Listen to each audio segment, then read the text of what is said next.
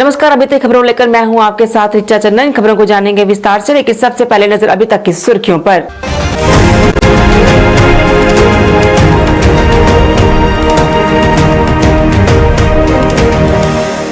नमस्ते, आदाब, सत श्री अकाल। District development council elections, panchayat by elections 2020 Jammu और कश्मीर में शुरू हो चुके हैं और हमारा फर्ज बनता है कि अपने कीमती वोट का इस्तेमाल करके सही उम्मीदवार को चुने, जिससे गांव की तरक्की हो और खुशहाली हो।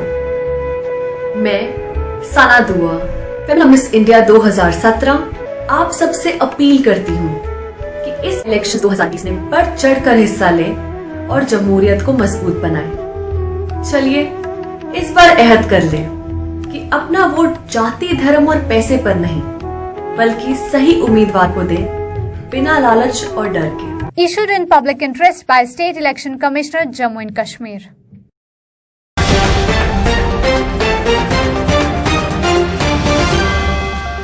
पाकिस्तान की नापाक हरकतें जारी। जिला पुंछ में पाकिस्तान के स्नाइपर फायर में बीएसएफ का सब इंस्पेक्टर शहीद। रियासी के चिराल से पोलिंग स्टेशन को डाडा स्थानांतरित करने को लेकर लोग नाराज, कहा वहां इतनी दूर जाकर नहीं कर सकते वोट।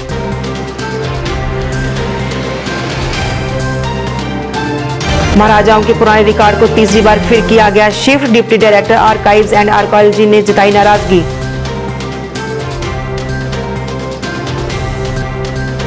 और मशरूम की खेती करने वाले किसान बीज न मिलने से परेशान, प्रशासन से लगाई मदद की गुहार।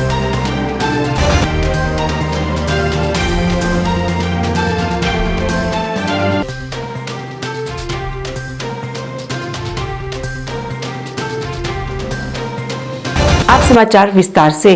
पाकिस्तान की नापाक हरकतें दिन प्रतिदिन बढ़ती जा रही हैं। भारतीय जवानों से कई बार मुंह की खाने के बाद भी पाकिस्तानी सैनिक सीमा पर भारतीय विरोधी अपनी गतिविधियों को जारी रखे हुए हैं।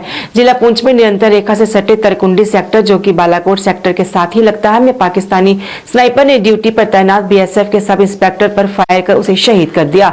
पाकिस्तानी सैनिकों की कार्रवाई पर भड़के भारतीय जवानों ने भी जवाब में गोलाबारी की।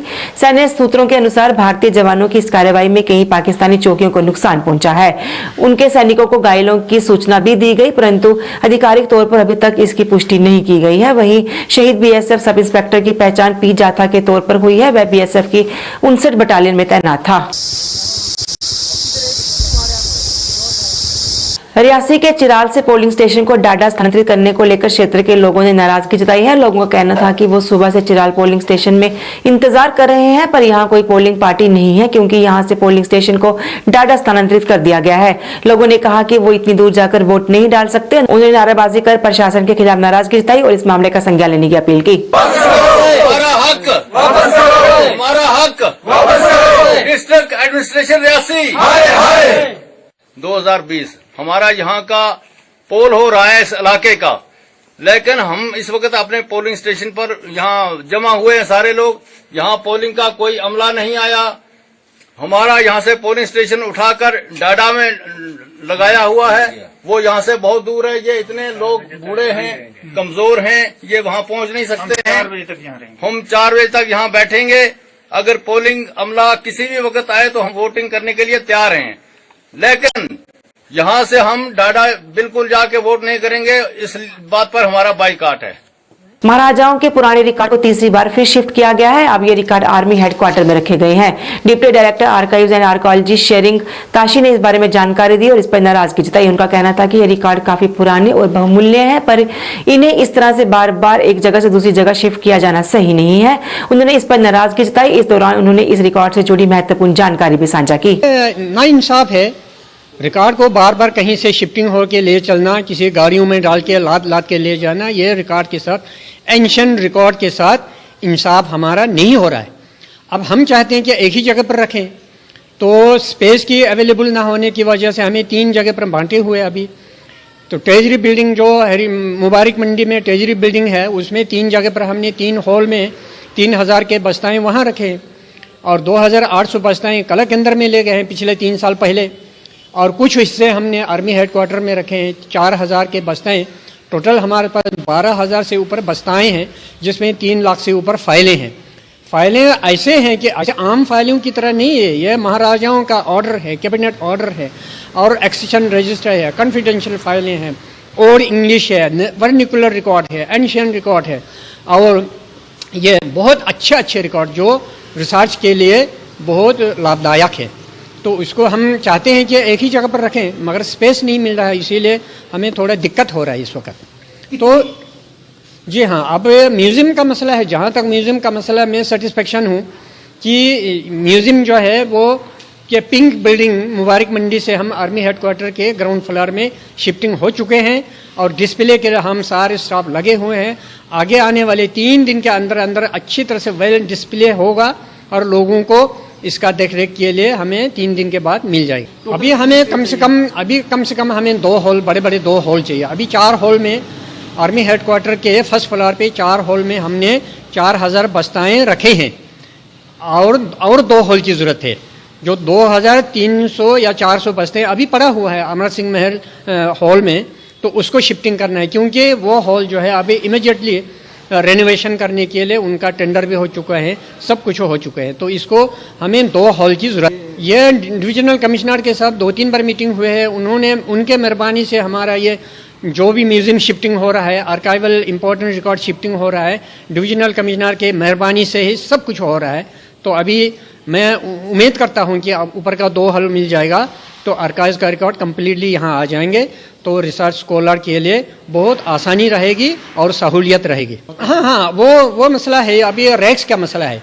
जो रैक्स महाराजाओं के टाइम पर रैक्स बनी हुए है अमर सिंह महल पैलेस में, महाराजा अमर सिंह ने उस वक़्त रूम के हिसाब से, स्पेस के हिसाब से उन्होंने वुडन रैक बनवाए थे आज से 100 साल पहले। तो वो रैक्स हम जितना हो सके हमने उठाने की कोशिश की। आर्मी हेडक्वार्टर के फर्स्ट फ्लोर पर जो छोटे रैक्स हम आदमियों से उठा सकते हैं, उसको मैंने उठा के प्रॉपरली हमने रिकॉर्ड रख दिए हैं। जो बड़े रैक्स हैं रूम के बराबर और ऊपर से लेके नीचे तक बड़े रैक्स हैं, वो ना काट सकते हैं ना उठा सकते हैं। अगर काट लें तो उसमें ऑब्जेक्शन रख सकते हैं, क्योंकि हेरिटेज है, ये वुडन रैक्स में हेरिटेज है। जहाँ महाराजाओं ने अपनी बिल्डिंग को भी आर्काइवल के लिए 1928 में ये रिकॉर्ड को रखवाए थे और ये बनवाए थे आज से 100 साल पहले। तो हम रैक को काटकूट नहीं कर सकते हैं। इन फ्यूचर हम रैक्स के लिए हम जब पैसे अवेलेबल होगा, फंड्स अवेलेबल होगा गवर्नमेंट से, तो हम नए रैक्स बनवा लेंगे। यही मेरा सोच विचार है। अब हाँ, मेरा ख्याल है एक ही जगह पर शिफ्ट हो जाए, मगर हो नहीं रहा है क्योंकि हमें स्पेस नहीं मिल रहा है। तो अभी हमने 2-3 हिस्सा बना के रखा है। एक ये ट्रेजरी बिल्डिंग में 3 हॉल में 3000 बस्ते रखे हैं, 2800 बस्ते कला केंद्र में रखे हैं, 4000 बस्ते आर्मी हेडक्वार्टर के फर्स्ट फ्लोर में रखे हैं। अभी 2500 या 400 बस्ते अभी अमर सिंह महल पुरानी बिल्डिंग में अभी पड़ा हुआ है। जब स्पेस मिलेगा उसको भी यहाँ शिफ्ट करना है। अगर सारा आर्मी हेडक्वार्टर के फर्स्ट फ्लोर कम्प्लीटली मिल जाएगा तो सारा रिकॉर्ड 12,000 के बस्ताएं सारा आ जाएंगे, 3,000 के फाइलें एक ही जगह पर शिफ्ट हो सके, तो आने वाले जनरेशन के लिए, रिसर्च स्कॉलर के लिए, जो भी इमिनेंट जो पढ़ना चाहते हैं उनके लिए अच्छा सहूलियत रहेगा। आरएसपुरा में मशरूम की खेती करने वाले किसान बेहद परेशान हैं। उनका कहना है कि इस बार पहले विभाग से बीज लिया गया लेकिन सही ना होने से उनकी फसल खराब हुई, जिससे उन्हें काफी नुकसान हुआ। जिसके बाद अब सोलन से बीज मंगवाया गया है, जिससे उनकी फसल लेट हो गई है। किसानों ने कहा कि विभाग द्वारा उन्हें कहा गया था कि उन्हें हर जरूरी सुविधा मुहैया करवाई जाएगी, लेकिन उनकी कोई मदद नहीं की गई। किसानों ने विभाग से उनकी मदद करने की अपील की। सर, ਇਹ ਮਸ਼ਰੂਮ ਮੈਂ ਪਹਿਲੀ ਵਾਰ ਮਸ਼ਰੂਮ ਉਗਾਉਣ ਦਾ ਇਹਦਾ ਬੀਜ ਜਿਹੜਾ ਮੈਂ ਐਮਡੀਓ ਆਫਿਸ ਤਲਾਬ ਤੇਲੋ ਤੋਂ ਲਿਆ, ਔਰ ਜਿਹੜਾ ਪਹਿਲੇ ਲਾਟ ਦਾ ਬੀਜ ਹੈ ਜਿਹੜਾ ਉਹ ਇਹਦਾ ਬਿਲਕੁਲ ਬੇਕਾਰ ਨਿਕਲਿਆ, ਕਿਉਂਕਿ ਸਪਨ ਰਨ ਨਹੀਂ ਕੀਤਾ। ਦੂਜੀ ਵਾਰੀ ਬੀਜ ਸਾਨੂੰ ਜਿਹੜਾ ਇਹ ਆਪਣਾ ਪੇਮੈਂਟ ਮੰਗਵਾਉਣੇ ਪਿਆ ਸਾਨੂੰ ਸੋਲਨ ਤੋਂ ਆਰਡਰ ਦਈਏ, ਤੇ ਫਿਰ ਉਹਦੇ ਬਾਅਦ ਇਹ ਰੀਸਪਾਨਿੰਗ ਕੀਤੀ। ਰੀਸਪਾਨਿੰਗ ਕਰਨ ਦੇ ਬਾਵਜੂਦ ਅੱਜ ਸਾਡੇ ਜਿਹੜੇ ਮਸ਼ਰੂਮ ਦੇ ਪੋਲੀ ਬੈਗ ਨੇ ਇਹ ਥੋੜੇ ਰਨਿੰਗ ਫੰਡੇ ਦੇ ਨੇ, ਔਰ 1 ਮਹੀਨਾ ਸਾਡਾ ਜਿਹੜਾ ਮਸ਼ਰੂਮ ਹੈ ਉਹ ਲੇਟ ਹੋਈ ਹੈ। दसो एक जिमीदार की पहले मशरूम जी 190 रुपए ते 200 रुपए किलो चल रही थी, अज मशरूम जी 100 रुपए किलो ही है। हूँ जिले साड़ी मशरूम चलनी है और 20-25 दिन बाद तो यदा रेट जो 70-80 रुपए किलो आई जाना। दसो अस तो चाहते हैं कि प्रधानमंत्री नरेंद्र मोदी उनका सपना साकार करचे, लेकिन सारे जेडे साइंटिस्ट ने और सारे जेडे एग्रीकल्चर डिपार्टमेंट है, अगर इस तरीके का बीज तैयार किया तो सारा जो जिमीदार है वो कमर टुटी जाग। क्योंकि अस ये कहना चाहते हैं ਸੈਂਟਰ ਗਵਰਨਮੈਂਟ ਅੱਗੇ ਵੀ ਕਿ ਜਿਹੜੇ ਇਹ ਸਾਇੰਟਿਸਟ ਬੀ ਤਿਆਰ ਕਰਦੇ ਨੇ, ਸਪਾਨ ਤਿਆਰ ਕਰਦੇ ਨੇ, ਉਹ ਸਹੀ ਸਾਇੰਟਿਸਟ ਹੋਣੇ ਚਾਹੀਦੇ ਨੇ ਔਰ ਸਹੀ ਸਪਾਨ ਤਿਆਰ ਹੋਣਾ ਚਾਹੀਦਾ ਤਾਂ कि ਜ਼ਿਮੀਂਦਾਰ की ਜਿਹੜਾ समय पर प्रॉफिट इसका पूरा मिले और आमदनी अपनी दुगनी जिम्मेदार कर सके। नमस्कार सर, मैं किसान हूँ, मैं मशरूम की खेती करता हूँ और मैंने पहले भी 3-4 साल से खेती कर रहा हूँ और अभी मैंने ये मशरूम का लगाया है। पहले मैंने 1500 के करीब लगाया था, अभी मैंने 2000 के करीब लगाया है और मुझे एग्रीकल्चर वालों की तरफ से बोला गया था कि आपको स्पान देंगे, आपको ज़्यादा से ज़्यादा मदद देंगे, रैक वगैरह देंगे, इसका जो भी है सब करके देंगे और इसका स्ट्रक्चर भी बना के देंगे। और सर ये मैंने सब अपने से किया है, उनकी कोई मदद नहीं हुई। उन्होंने सिर्फ आते हैं, आश्वासन देते हैं, यहाँ पे फोटो खींच के लेके जाते हैं, कुछ आगे कोई वर्क नहीं करते। उसकी वजह से हमें बहुत प्रॉब्लम हो रही है। और पहले मैं एक ही आदमी यहाँ पे मशरूम लगाता था, अभी मुझे देख के बहुत आदमी 3-4 जगह और यहाँ पे मशरूम लगती है और उनको भी कुछ ऐसा दिया नहीं गया कि जो कि किसान को आगे बढ़ावा मिल सके। ये एग्रीकल्चर वालों की नाकामयाबी है। सीड किस तरह का मिलता है आपको? सर सीड जो हमें मिलता है, पहले हम लाते थे सोलन से और इन्होंने बोला अब हमसे लो, इनसे लिया, इन्होंने क्या किया, वो सीड बिल्कुल बेकार था। जब हमने उसको रनिंग नहीं पकड़ा उसने, फिर हमने उसको फिर रीपैकिंग किया दूसरी जगह से मंगवा के, इनका सीड भी सही नहीं है। क्या कहना चाहते हैं डिपार्टमेंट? मैं डिपार्टमेंट से ये करना चाहता हूँ कि आप किसानों की ज़्यादा से ज़्यादा मदद करें, जो कि आप बिल्कुल नहीं कर रहे हैं। हम लोग बहुत ही इस बात से खफा हैं। नौगाम बांदीपोरा में पड़ रही कड़ाके की ठंड के बावजूद भी लोगों ने बढ़ चढ़कर चुनाव प्रक्रिया में भाग लिया। काफी संख्या में लोग मतदान केंद्रों में पहुंचे और मतदान किया। लोगों का कहना था कि इन चुनावों के बाद उनके सभी मसले हल होंगे। के नौगाम ब्लॉक में और आप मेरे पीछे देख सकते हो कि राय दहिंदगान की लंबी लंबी कतारें यहाँ पे देखने को मिल सकती हैं, क्योंकि आज शदीद सर्दी के बावजूद भी जो राय दहिंदगान हैं उनको जो पोलिंग स्टेशन है इनकी जानिब जाते हुए देखा गया। और यहाँ पे और डीडीसी इलेक्शंस के हवाले से बात करें तो फेज 1 जिस इलाके में हम मौजूद हैं ये इलाका पसमानदा इलाका माना जाता है और यहाँ पे जो है बुनियादी सहूलियतों का भी फुकदान है। तो लोगों की कहीं न कहीं उम्मीदें इस इलेक्शन से जुड़ी हुई हैं और ये जो वोटिंग का सिलसिला यहाँ पे जारी है, ये सब दर्शाता है कि कहीं न कहीं जो लोगों की उम्मीदें हैं वो इस इलेक्शन से वाबस्ता हैं और लोगों को कामिल यकीन है कि इस इलेक्शन के नताइज के फौरन बाद इनके जो मसलो मसाइल हैं उनका कहीं न कहीं अजाला हो सकता है। मुबशिर बाट JKSC न्यूज के लिए भांडीपोरा से। वहीं जंगीर, सोपोर, बारामूला में भी कई बड़ी संख्या में लोगों ने वोट डाले। लोगों का कहना था कि वो अपने क्षेत्र का विकास चाहते हैं और विकास को लेकर ही वोट डाल रहे हैं, ताकि उनकी सभी समस्याएं हल हो सके और क्षेत्र में विकास हो। में वोट डालने आए हैं डांगरपोरा में, बस हम इसलिए वोट डाल रहे हैं ताकि हमारा जो जम्मू एंड कश्मीर है, हमारा गांव है, यहाँ पे डेवलपमेंट हो जाए, हॉस्पिटल्स बने, रोड बने, स्कूल बने, जो भी लोग की जरूरत पूरी हो। और ये जो लोग हैं यहाँ पे बहुत सारे हैं, वोट डालने आए हैं, उनकी बस यही उम्मीद है कि हम यहाँ पे वोट डालें और हमारी जरूरत पूरी हो। डेवलपमेंट का हवाले से डेवलपमेंट हो जाएगा, तब हो जाएगा जब हम आगे जाएंगे, वोट डालेंगे, तब डेवलपमेंट हो जाएगा। डीडीसी चुनाव के लिए बलवाल ब्लॉक से डोगरा स्वाभिमान संगठन के उम्मीदवार राम मोहम्मद ने पुरखों में अपना प्रचार किया और लोगों से उनके हक में वोट करने की अपील की। उन्होंने कहा कि वो इस क्षेत्र के लोगों की समस्याओं को जानते हैं और वो उन्हें हल करने का प्रयास करेंगे। अपने जिहड़े वो है बस्ती वाले परेशानी में सुनी, उन्हें सुनाई, सारे घर टुटने वाले, मुआवजा घट बनेगा, जगह नहीं, वकील होने के नाते भी तो तुस जिताइए भेज दो, ओदे नाते भी मैं तुंदे करने जो मर्जी तुस आखो। खू वालों को भी एक डर सता रहा है कि हमारे जो मकान टूटने वाले हैं अभी तक उनका पैसा नहीं आया है, ना ही जिन जिन के पूरे घर जा रहे हैं, ना ही उनको गवर्नमेंट की तरफ से कोई आश्वासन है कि उनको स्पेस मिलेगी, जगह मिलेगी इसके बदले में। तो एक खौफ का माहौल है यहाँ भी। लोग जो हैं सीमेंट, सरिया, पत्थर, रेता, बजरी कुछ भी जो है उनको मिल नहीं पा रहा। हजारों की संख्या में जो टिप्पर ट्रॉलीज वाले हैं वो बेरोजगार बैठे हैं। हम इनकी ये भी मांग है कि जो बलवाल ब्लॉक में कचरा फेंका जाता है म्युनिसिपल एरिया का, जगह जगह गंद रास्ते में गिरता है, वो भी कहीं और शिफ्ट होना चाहिए। इनकी सेहत की बड़ी समस्या है कि हॉस्पिटल में फैसिलिटी नहीं मिल रही है। इस समय कोरोना के समय ये कह रहे हैं कि अगर पिछले जो ड्यूज हैं, जो काम हमने लोगों ने करवाए हैं, इन बच्चों ने करवाए, साथियों ने करवाए, अगर वो पैसा नहीं इनके पास है तो ये इलेक्शन करवाने का पैसा कहां से इनके पास आ जाता है।